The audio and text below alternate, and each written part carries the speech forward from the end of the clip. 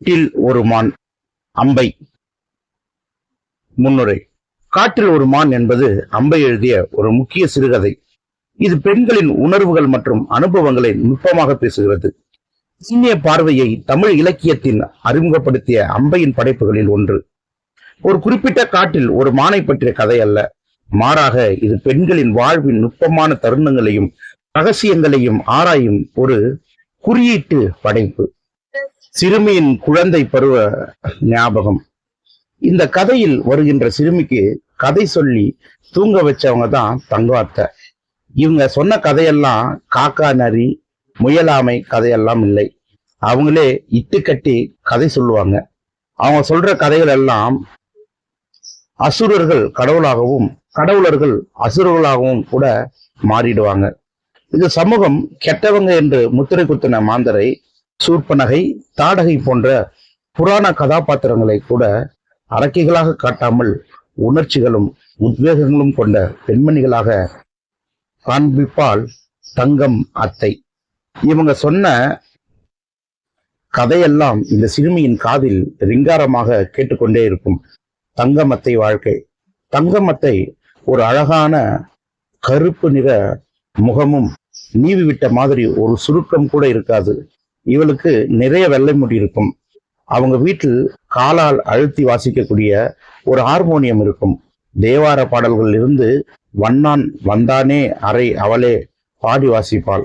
தங்கமத்தை கணவர் ஏகாம்பர மாமா. அவளை பூ மாதிரி பார்த்து பாரு. அவளை ஒரு நாள் கூட டீ போட்டு கூப்பிட்டு யாரும் பார்த்ததில்லை. ஆனால் ஏகாம்பர மாமாவுக்கு இன்னொரு மனைவி இருந்தாங்க. அவங்களும் இந்த வீட்டுல தான் இருக்காங்க. மர்மம். இவ்வளவு அன்பான கணவர் ஏன் இன்னொரு கல்யாணம் பண்ணிக்கிட்டாரு என்று இந்த சிறுவர்களுக்கு குழப்பம். இந்த சிறுமிக்கு இன்னொரு மாமா இருந்தாரு. அவருடைய பெயர் முத்து மாமா. அவருடைய பெண் தான் வள்ளி. அவள்தான் அத்தையை சுற்றிய மர்மத்தை பல பேருக்கிட்ட விசாரிச்சுட்டு வந்து சொன்னாள். அந்த சிறுவர்களுக்கு, ஏய் உங்களுக்கு தெரியுமா, அத்தை இன்னும் பூக்கவே இல்லையா? அப்படின்னா அப்படின்னா என்ன என்று இந்த பொடிசுகள் புரியாமல் கேட்டாங்க. அப்படின்னா அவங்க பெரிய வேலையே ஆகலையாம். அது எப்படி? முடியெல்லாம் நிறைய வெளுத்திருக்க. ஏய் அது வேற இது வேற என்று சொன்னால் வள்ளி. இவளுக்கு எல்லாம் தெரியும். ஆனா இவங்க குழந்தைகள் இவங்களுக்கு புரியல. ஆனா அதுல இருந்துதான் அத்தை கவனமாக பார்க்க தொடங்கினாங்க. ஆனா எல்லோரும் மாதிரி தான் இருக்காங்க. ஒருவேளை சிறகுடைந்த பறவை போல் வெளிப்படையா தெரியாமல் பொக்கையா இருக்குமோ என்று யோசித்தாங்க. ஒரு நாள் சாயங்காலம் அவங்க தோட்டத்துக்கு பட்டு போன மரத்தை வெட்டினாங்க. கீழே விழுந்த மரத்தை பார்க்கும்போது அது பொக்கையா இருந்துச்சு. வள்ளி சிறுமியை இப்படி இடுப்புல பிடிச்சி, இங்க பாரு, இது போலதான் அத்தை. ஆனா இந்த குழந்தைகளால ஒத்துக்க முடியல.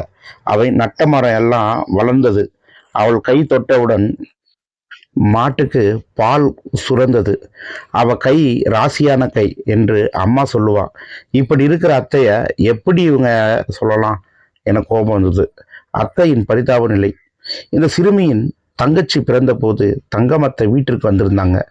இவங்க அம்மா நாளன வலி தாங்க முடியாம, ஒன்றும் ஆகாதபடி பயப்படாத என்று அத்தை ஆறுதல் கூறின போது அம்மா உடைந்து அழுதாங்க.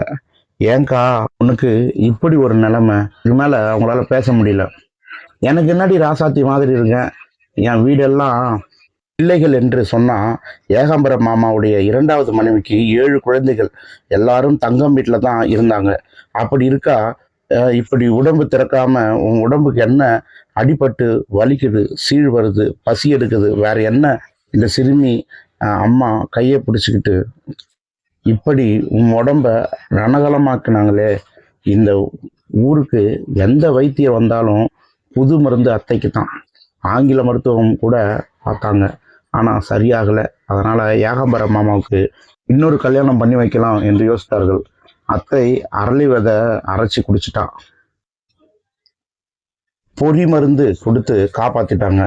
உன் மனசு கஷ்டப்படுதுன்னா எனக்கு வேணாம் என்றார். மாமா கொஞ்ச காலம் கழித்து தங்கமே மாமாவிற்கு இன்னொரு பொண்ணு பார்த்து கல்யாணம் பண்ணி வச்சா. அப்படிதான் 2வது மனைவி செங்கமலம் வீட்டுக்கு வந்தாங்க. விடுமுறை விட்டாங்கன்னா எல்லா குழந்தைகளும் அத்தை வீட்டுக்கு வந்துடுவாங்க. அத்தை கதை சொல்லுவாங்க. கதைக்களம். அப்படி கதை சொல்லும்போது பொடுசுகளான காமாட்சியும் சோமுவும் மடியில் படுக்க வச்சுக்கிட்டு கதை சொல்ல தொடங்கினாங்க. ஒரு பசுமையான காடு, எல்லா மிருகங்களும் இருந்தன. வேட்டையாட வேடன் கிடையாது, மரம் வெட்ட ஆள் கிடையாது. அதில் மான் கூட்டம். தண்ணீர் குடிக்க போச்சு. அதில் ஒரு மான் மட்டும் தவறி வேற காட்டுக்கு வந்துடுச்சு. இது நம்ம காடு மாதிரியே இல்லையே என்று யோசிச்சது. இந்த காட்டுக்கு வேடன் வருவான் என்று தெரிந்தது. இந்த மானுக்கு அங்கு ஒரு பெரிய அருவி இருந்தது. அந்த மானுக்கு பயமா இருந்துச்சு. ஒரு நாள் இரவு வேடன் நெருப்பு மூட்டி பிடித்த விலங்கை சுட்டு சாப்பிட்டு கொண்டிருந்தான். ஒவ்வொரு நாளும் அந்த மான் பயந்து வந்தது. ஒரு நாள் பௌர்ணமி, நல்ல வெளிச்சத்துல இருந்தது. அந்த மானுக்கு தெரிந்த காடு போல இருந்தது. பரிச்சயமாகிவிட்டது. சந்தோஷமாக அந்த மான் வாழ்ந்தது என்று கதை முடிந்தது. குழந்தைகள் தூங்கிவிட்டார்கள். ஒரு சிறுமி மட்டும் அற தூக்கத்தில் அத்தை 2 கைகளையும் முட்டியில் அணைத்தபடி உட்கார்ந்திருந்தாள். முடிவுரை: மானுக்கும் அத்தைக்கும் என்ன சம்பந்தம் என்றால், எப்படி மான் தனிக்காட்டில் பயந்து தவித்ததோ அதுபோல அத்தை இந்த சமூகத்தையும் தான் வயதிற்கு வரவில்லை என்றும் வைத்தியர்களை பார்த்து பயந்ததால் எப்படி மான் பௌர்ணமி வெளிச்சத்தில் பயம் பறந்ததோ, அத்தையும் தம் மனதில் இருந்த குறையும் தானும் மற்ற பெண்களைப் போல தான் என்று தன்னை முழுவதுமாக புரிந்து வாழத் தொடங்கினாள். அவள் குறையை குறையாகவே பார்க்கவில்லை என்பதை உணர்த்துகிறது இந்த கதை. காட்டில் ஒரு மான் தங்கமத்தை ஒரு சாதாரண ஒரு வாழ்க்கையை வாழத் தொடங்கி மகிழ்ச்சியாக வாழ்ந்து கொண்டிருக்கிறார். இனி அவளுக்கு தடை எதுவுமே இல்லை. நன்றிங்க.